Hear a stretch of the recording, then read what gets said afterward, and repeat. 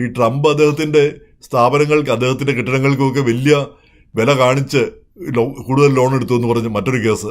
അപ്പോൾ അതിപ്പോൾ നമ്മുടെ സ്ഥാപനത്തിന് നമുക്കൊരു വീടുണ്ട്, അതിന് നമുക്ക് വേണേൽ 5 മില്യനോ 10 മില്യനോ ചോദിക്കാം. പക്ഷേ അത് ബാങ്ക് വന്ന് അപ്രൈസ് ചെയ്തിട്ടാണ് അതിന് എത്ര വിലയുണ്ടെന്ന് തീരുമാനിക്കുക. അപ്പോൾ ആ വിലയ്ക്കുള്ള ലോൺ മാത്രമേ നമുക്ക് കിട്ടൂ. അതിന് പകരം നമ്മൾ പറയുന്ന ആ തുകയ്ക്കുള്ള ലോൺ കിട്ടുമോ? അപ്പോൾ ട്രംപ് അത്രയല്ലേ ചെയ്തിട്ടുള്ളൂ. അതിൻ്റെ പേരിൽ കേസെടുക്കേണ്ട കാര്യമുണ്ടായിരുന്നോ? എന്ന് മാത്രമല്ല, ആ കാശെല്ലാം ബാങ്കിന് അടച്ചു തീർക്കുകയും ചെയ്തതാണ്. ബാങ്കിനും ഒരു പരാതിയുമില്ലായിരുന്നു.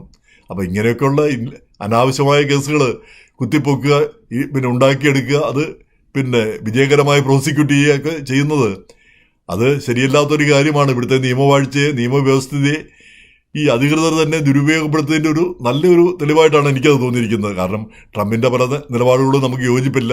പക്ഷേ ഇങ്ങനെയുള്ള അതിനോടും നമുക്ക് യോജിപ്പില്ല.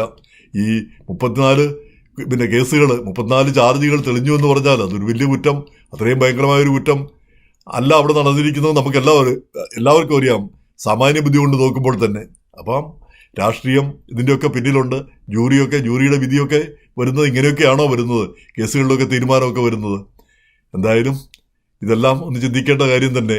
ഇനി KP ജോർജ് പാർട്ടി മാറിയത് കൊണ്ട് അദ്ദേഹം രക്ഷപ്പെടുമോ എന്ന് നമുക്ക് അറിഞ്ഞുകൂടെ. എന്തായാലും 2 തവണ അദ്ദേഹം ആ കൗണ്ടി ജഡ്ജിയായി മലയാളികൾക്കിടയിൽ ഏറ്റവും ഉയർന്ന സ്ഥാനം വഹിക്കുന്ന വ്യക്തിയാണ് അദ്ദേഹം. അപ്പോൾ അദ്ദേഹത്തിന് പാർട്ടി മാറിയാൽ രക്ഷപ്പെടുമെങ്കിൽ രക്ഷപ്പെടട്ടെ.